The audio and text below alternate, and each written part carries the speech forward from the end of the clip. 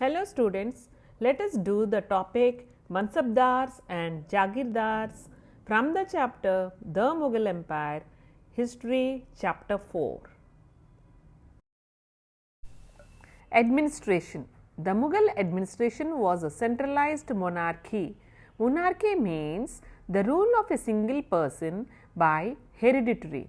The king enjoyed absolute powers. The central administration. The king was the head of the civil and military administration. He was assisted by a number of officials. There are a number of officials who looked after the administration of the Mughal Empire.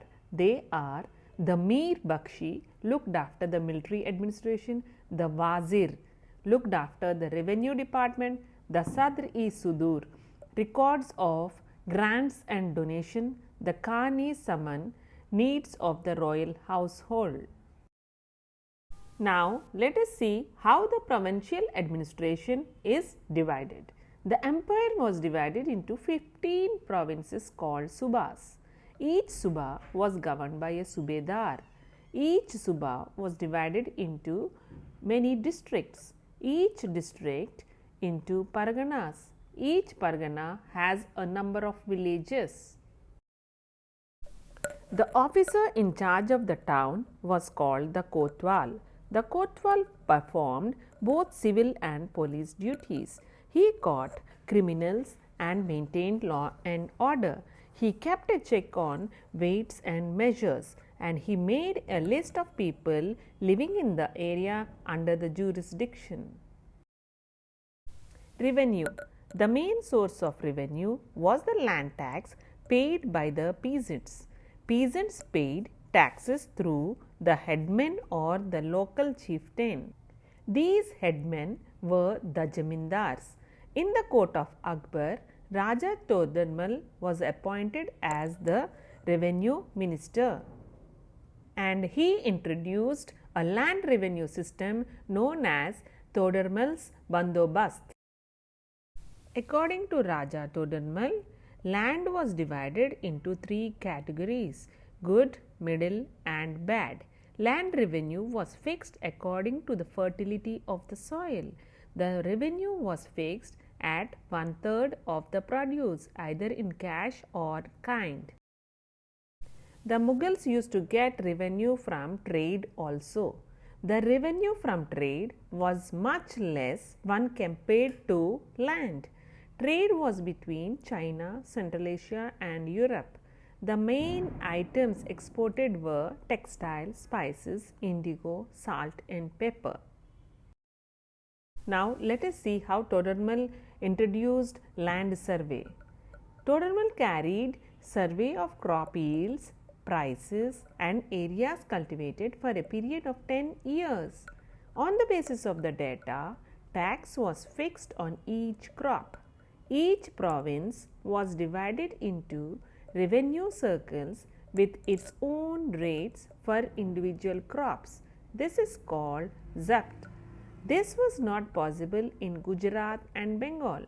Jamindars became very powerful in some areas and rebelled against Mughal administration. Just an explanation of mansabdars and jagirdars. The Mughals wanted to expand the empire. Expanding means they require more army, then they will appoint more men as officers. Indians, Turkish, Afghans, Iranians, whoever wanted to join the army of Mughal Empire, they can join. The officers who joined were called mansabdars.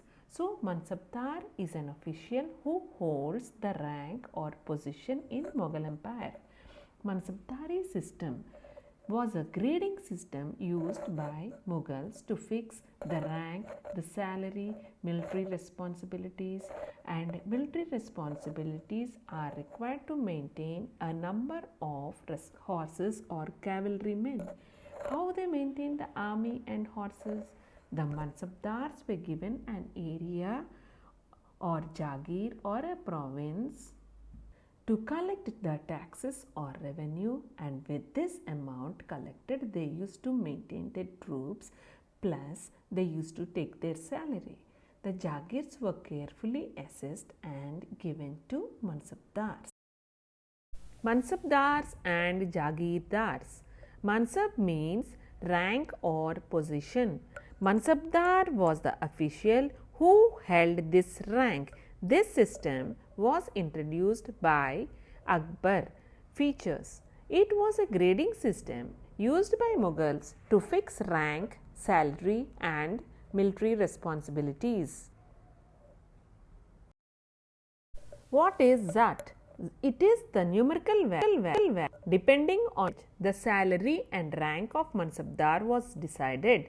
The higher the Zat, the more prestigious was the noble's position in court and the larger his salary. Military responsibility of the mansabdars. The mansabdars are required to maintain a fixed number of sawar or cavalrymen.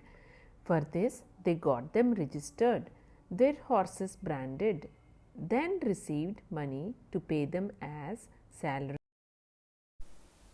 Jagirdari system. Mansabdars received salaries as revenue assignments called jagirs, which were somewhat like iqtar but different from iqtidari system. Unlike muktis or iqtidaris, most mansabdars did not actually reside in their jagirs.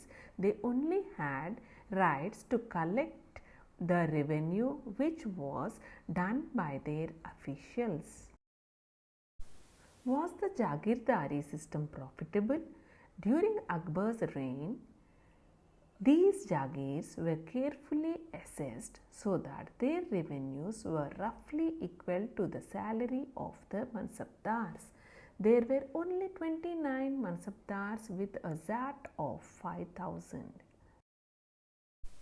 During Aurangzeb's reign, due to tremendous increase in number of mansabdars or jagirdars, the actual revenue collected was much less than the granted sum.